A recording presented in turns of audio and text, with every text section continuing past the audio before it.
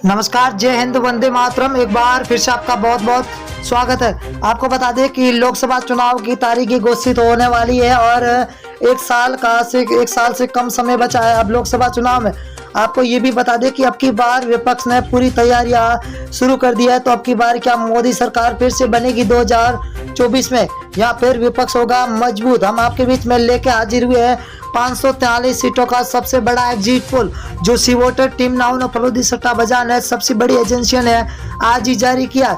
बने रहिए हमारे साथ और वीडियो को एंड तक जरूर देखना। अगली बार देखा जाए तो अब की बार लोकसभा चुनाव से पहले अपने देश के अंदर 9 राज्यों के अंदर चुनाव है और 9 राज्यों के चुनाव नतीजा ये तय करेगा कि अब की बार लोकसभा के अंदर किसकी बनेगी सरकार। क्या मोदी सरकार मारेंगे बाजी या फिर बनेगी विपक्षी सरकार?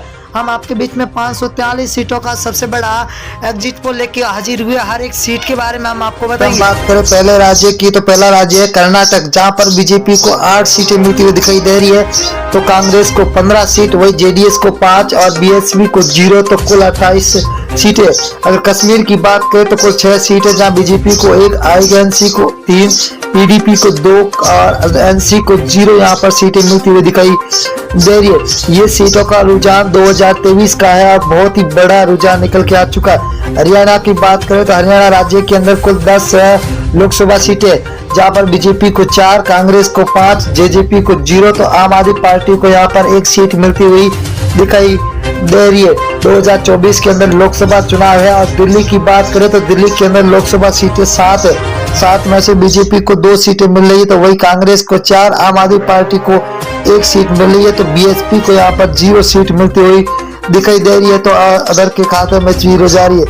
अगर हम पंजाब राज्य की बात करें तो 13 लोकसभा सीट है, जहाँ बीजेपी को 1 सीट मिल रही है, वही कांग्रेस को 2 सीटें मिल रही है, तो आम आदमी पार्टी के खाते में 9 सीटें जा रही है और एसएडी को 0 सीट मिलती हुई दिखाई दे रही है। अगला राज्य है जहाँ पर मेघालय राज्य। मेघालय के अंदर 29 विधानसभा सीट है, जिनमें से बीजेपी को 12 सीट मिल रही है, तो कांग्रेस को 15, वही एसपी को 0, तो बीएसपी के खाते में 2 सीटें जाती हुई दिखाई दे रही है।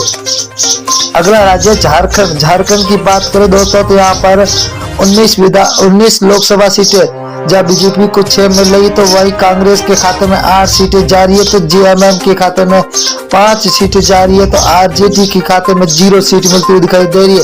आंध्र प्रदेश राज्य की बात करें तो यहाँ पर लोकसभा सीटें 25 है।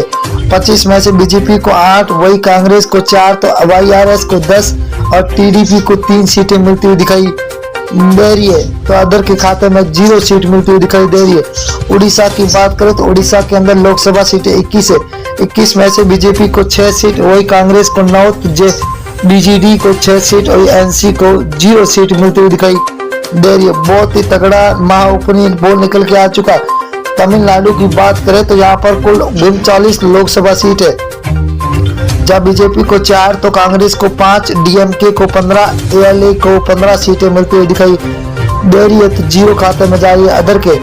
अगर अब बिहार राज्य की बात करें तो कुल 40 लोकसभा सीट है, जहाँ बीजेपी को 12 सीट मिल रही है, तो वही कांग्रेस को 5 सीट, आरजेडी को 15, तो जेडीयू को 8 सीटें मिलती हुई दिखाई दे रही है, तो अदर के खाते में 0 सीट मिलती हुई दिखाई दे रही है।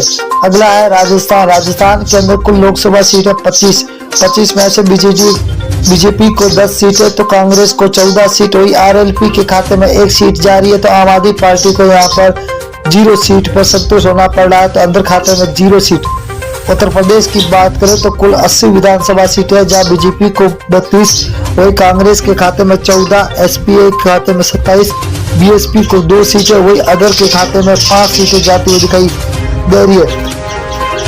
अगला राज्य है उत्तराखंड। उत्तराखंड के अंदर 5 लोकसभा सीटें, जिनमें से बीजेपी को 3 सीट, वही आईएनसी को 2, तो बीएसपी को 0, आम आदमी पार्टी के खाते में 0 सीट मिलती हुई दिखाई दे रही है, तो यहाँ पर अदर के खाते में अभी 0 सीट जाती हुई दिखाई दे रही है। पश्चिम बंगाल की बात करें तो कुल लोकसभा सीटें 42 है। 42 में से 17 बीजेपी के खाते में जाते हुए दिखाई दे रही है, तो वही आईएनसी को 0 सीट है, तो टीएमसी को 25 सीट है, सीपीआईएम को 00 सीट मिलती हुई दिखाई दे रही है। आंध्र प्रदेश की बात करें तो आंध्र प्रदेश के अंदर लोकसभा सीटें 2 है, जहां पर बीजेपी को 1 सीट मिल रही है, तो यहाँ पर कांग्रेस को खाते में 1, एसपी को 0, तो बीएसपी के खाते में भी 0 सीट जाती हुई दिखाई दे रही है, तो अदर के खाते में 0। अगर हम मेघालय की बात करें तो मेघालय के अंदर लोकसभा सीटें 2 है, 2 में से बीजेपी के खाते में 0 सीट, 1 सीट जा रही है, तो वही कांग्रेस को 1 सीट मिल रही है। तो एसपी को 0, तो बीएसपी के खाते में अभी 0 सीट जाती हुई दिखाई दे रही है। अगला राज्य है जहाँ लक्षद्वीप है, लक्षद्वीप के अंदर लोकसभा सीट 1 है, वही 1 कांग्रेस के खाते में जाते हुए दिखाई दे रही है। तो बीजेपी को यहाँ पर 0, एसपी और बीएसपी के खाते में भी 0 सीट जाती हुई दिखाई दे रही है।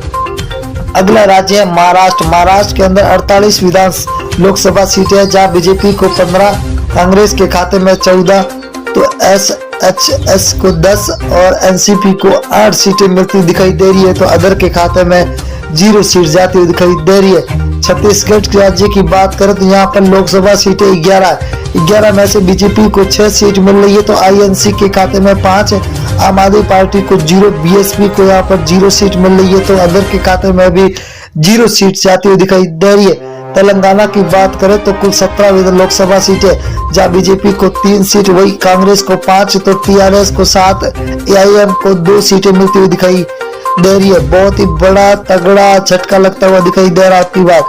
अगर केरल की बात करें तो केरल के अंदर 20 विधान लोकसभा सीटें, जहाँ बीजेपी को 1 सीट मिल रही है, तो कांग्रेस को 10 सीटें, वही एलडीएफ को 9 सीटें मिल रही है, तो यूडीएफ को 0 सीट मिलती हुई दिखाई दे रही है, तो अदर के खाते में 0 सीट जाती हुई दिखाई दे रही है। असम राज्य की बात करें तो कुल 14 सीट है, जहाँ बीजेपी को 7, को कांग्रेस को 6, एआईयू को 3 और अदर के खाते में 0 सीट जाती हुई दिखाई दे रही है।